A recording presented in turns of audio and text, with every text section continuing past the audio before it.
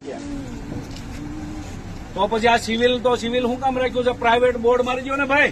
આ શાંતાબા આ છે પ્રાઇવેટ હોસ્પિટલ છે, એમ કહી દો કે આ પ્રાઇવેટ હોસ્પિટલ છે. આ તમારા બાપની જાગીર નથી. આ ટેક્સના પૈસે ઉભી કરેલી આ હોસ્પિટલો છે. તમારા બાપનું રાજ નથી કે આને લોહીના તમે રૂપિયા લ્યો છો. આવો તમે કોઈ મારી હામો આવો હરામ્યો પગની જિંદગી ખાઈ જાવ છો. હે કોઈ છે જવાબદારી વાળો ડોક્ટર? હોસ્પિટલ છે આ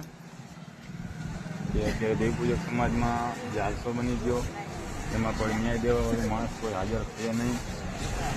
કોઈની જિંદગી છીનવી લેવી કોઈને વાર જ નથી. સમાજમાં અને આયા ખાલી ફક્ત ને ફક્ત બીજી વાત પ્રેક્ટિસ કરનારા લોકો જ આવે છે. પાછળ મારજો. બીજી વાત તમને બધાને કહી દઉં છું, આ સાઈડમાં દેવી પૂજકો બને તમે જે છે લોકતંત્ર ઉભું છે. આજ આ બૈરા મરી તો કાલ તમારી પણ મરશે. જોવામાં ન રહેતા સાથ આપજો, સાથ અને સહકાર આપો. અમે મારી કાલ તમારી પણ મારશે. 18 આલમને અમે એક આહવાન કરીએ છીએ કે ગરીબ માણસની કોઈ બાઈ મરી છે, કાલે સવારે ભૂલના કારણે તમારી પણ બાઈ મરે, કોઈ દીકરી મરે, કોઈ તમારો દીકરો મરે. અમે ઈચ્છતા નથી કે તમારું કઈ હાનિ થાય, પણ કારણ કે જો કઈ થઈ ગયું તો તમારો હક બને છે કે આ દેવી પૂજક સમાજને તમારે હક દેવડાવવા માટે તમારે ઉભું રહેવું. આ નાનો માણસ છે તેને ન્યાય દેવડાવવા માટે તમારે સાથે ઉભું રહેવું જોઈએ. એના ધારાસભ્ય બધા હોના સમાજમાં વ્યસ્ત છે. દીપકભાઈ